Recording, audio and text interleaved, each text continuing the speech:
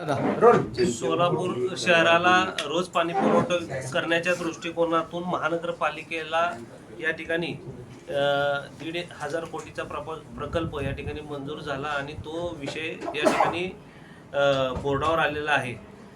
आज या ठिकाणी पत्रकार परिषद घ्यायची ही वेळ हे आहे की लोकांमध्ये गैरसमज होऊ नये, कारण का या ठिकाणी विषय करत असताना कुठल्याही नागरिकांना सोलापूर शहरातील नागरिकांना टॅक्सच्या रूपांतरमधून करवाढ असेल दरवाढ असेल ही कुठलीही करवाढ दरवाढ या ठिकाणी होणार नाही आहे। उलट या ठिकाणी अनेक स्रोत सोलापूर महानगरपालिकेमध्ये च्या माध्यमातून जर वर्ल्ड बँकेच्या माध्यमातून या ठिकाणी 800 कोटी आम्हाला या ठिकाणी मिळणार आहेत, त्याला आम्हाला कॉन्ट्रीब्युशन मनी म्हणून जे काय आम्हाला द्यायचं आहे तर एक तर बॉन्डच्या स्वरूपातून आम्ही या ठिकाणी तो निधी उभा करणार आहे।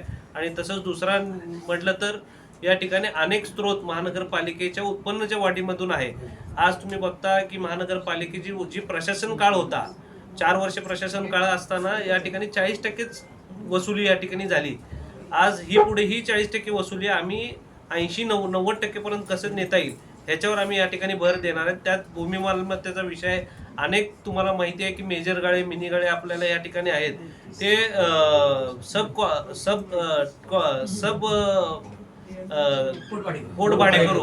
पोटभाडेकरू यांना या ठिकाणी दिलेलं आहे। तर त्यांच्या ह्याच्यासाठी एक काय कायदा केला पाहिजे जेणेकरून महापालिकेला उत्पन्न ते कमी भरतात पण मूळ मालकाला या ठिकाणी जास्त देतात। तर त्या दृष्टिकोनातून आता जो आपला रेडी रेकनर आहे, रेडी रेकनर दराप्रमाणे त्या पोटभाडेकरू जर भरत असेल किंवा मालकाला या ठिकाणी मूळ मालकाला त्या पद्धतीने जे आपले रेट आहेत ते कसे वाढतील या दृष्टिकोनातून आम्ही जवळपास 600 गाळे 1000 पैकी 600 गाळे आपल्याला या ठिकाणी तसेच प्रलंबित आहेत, त्यांच्यासाठी आपण उत्पन्न कसं वाढवता येईल हे बघणार आहेत।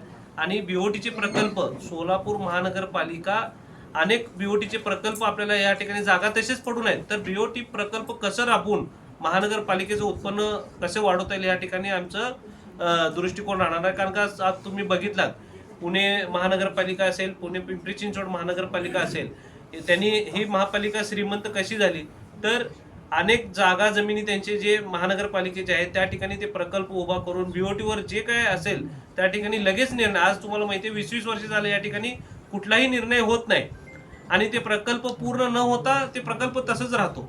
पण आज शासनाच्या गाईडलाईन्स शासनाचेच लोक आपल्याला या ठिकाणी आलेले आहेत आणि ते आपल्याला आज आम्ही सकाळी 20 ठिकाणी व्हिजिट केलेले आहेत। अनेक प्रकल्प या ठिकाणी बीओटी तत्वावर देऊन महानगरपालिकेचं उत्पन्न कसं वाढवणार ह्याच्यावर आमचं भर राहणार आहे।